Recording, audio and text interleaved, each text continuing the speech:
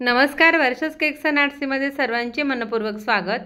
तुम्ही थंबनेलला पाहिले असेल की ही मिरची आणि लिंबू वापरून आपण अशी रेसिपी बनवणार आहोत की ती महिनाभर टिकते आणि जेवणात तोंडी लावण्यासाठी ही रेसिपी असेल तर जेवण दुप्पट होते। तसेच आपण प्रवासात जाताना ही नेऊ शकतो, चपाती भाकरी बरोबर छान लागते। आणि आज आपण अशीच या अप्रतिम चवीची एक महिनाभर टिकणारी उकडलेली लिंबू मिरची बनवत आहोत।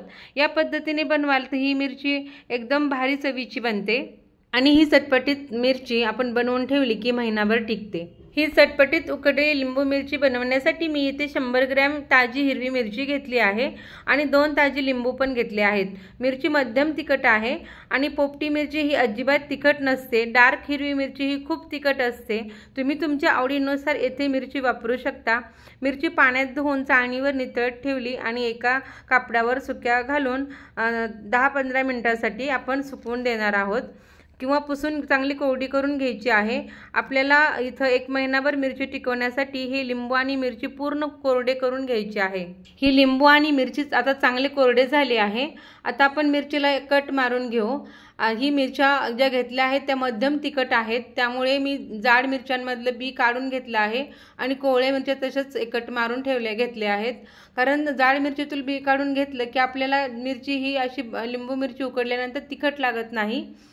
तर इथे बघा व्यवस्थित असं बी चाकूनेच काढून घेतलं आहे। असे केल्यामुळे आपली मिरची तिखट पण होत नाही आणि लिंबाची चव ही मिरचीमध्ये मिक्स होते, त्यामुळे मिरची अजून चांगली चवीची लागते। मिरची जर लांब असतील तर त्याचे 2-3 तुकडेही करू शकता। तर हे बघा मी अशा उभ्या सगळ्या कट मारून घेतलेले आहेत। तर आता सगळ्या मिरच्या मी अशाच कट मारून घेतलेल्या आहेत। तर ह्या बघा सगळ्या आणि 2 लिंब पण चिरून घेतलेले आहेत। एक लिंबाची फोड मी थोडी मोठी ठेवली आहे, ती आपण मिरचीमध्ये पिळून घेणार आहोत। तर आता आपण या मिरचीला फोडणी देऊन घेऊ।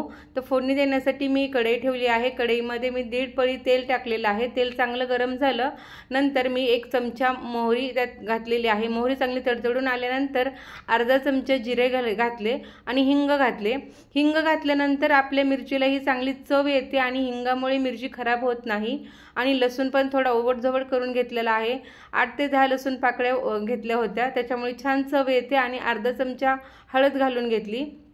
अशी चांगली खमंग फोडणी झाल्यानंतर ह्या जे चिरलेले मिरच्या आहेत त्या त्याच्यामध्ये घालून घेतल्या आणि आता 2 मिनिटांसाठी आपल्याला ही मिरची परतायची आहे आणि चवीनुसार मीठ घालायचं आहे। इथे मिठाचं प्रमाण थोडं जास्त होतं आणि तेलाचं प्रमाणही जास्त घेतलं आहे थोडंसं, कारण या मिरचीमध्ये आपण पाणी घालणार नाही आहोत। पाणी घातलं की मिरची ही लगेच खराब होते। पाणी न घालताच ही मिरची आपण उकडणार आहोत, त्यामुळे इथं पाणी न घालता आपली मिरची ही टिकण्यासाठी मी इथे तेल थोडं जास्त वापरलेलं आहे। तर आता बघा 1 लिंबाची फोड पण मी पिळून घेतली आणि ज्या बाकीच्या लिंबाच्या ज्या फोडी केल्या होत्या त्या फोडीही मी इथे घालून घेतल्या आणि मीठ वगैरे सगळं घालून घेतलेलं आहे। आता सगळं आपण 2 मिनिटं परतूयात आणि आता आपल्याला झाकण ठेवायचं आहे 5 मिनिटांसाठी। आता बघा 5 मिनिट झालेले आहेत आणि चांगल्या मिरचीला पाणी पण सुटलेलं आहे आणि व्यवस्थित आपली मिरची पण बघा खाली लागलेली नाही, एकदम छान झालेली आहे। तर आता आपण परत 5 मिनिटांसाठी झाकण ठेवणार आहोत, कारण ही अजून पूर्ण उकडलेली नाही। तर अशी मिरची केल्यानंतर खूप छान लागते। तर आता बघा 5 मिनिट झालेले आहेत। आता आपण बघूयात आपल्या मिरचीमधलं जे पाणी सुटलेलं होतं ते आता त्या पाण्यामध्येच ही मिरची चांगली उकडली गेली आहे आणि आता हे पाणी संपलेलं आहे।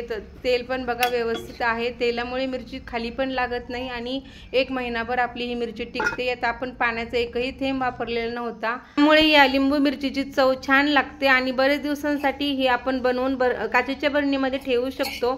जेवणात तोंडी लावण्यासाठी एकदम अप्रतिम चवीची मिरची आहे। जेवताना ताटात जर मिरची असेल तर आपल्याला जेवण दुप्पट जाते आणि भाजीला जर काही नसले तरी चपाती भाकरी बरोबरही खायला छान लागते।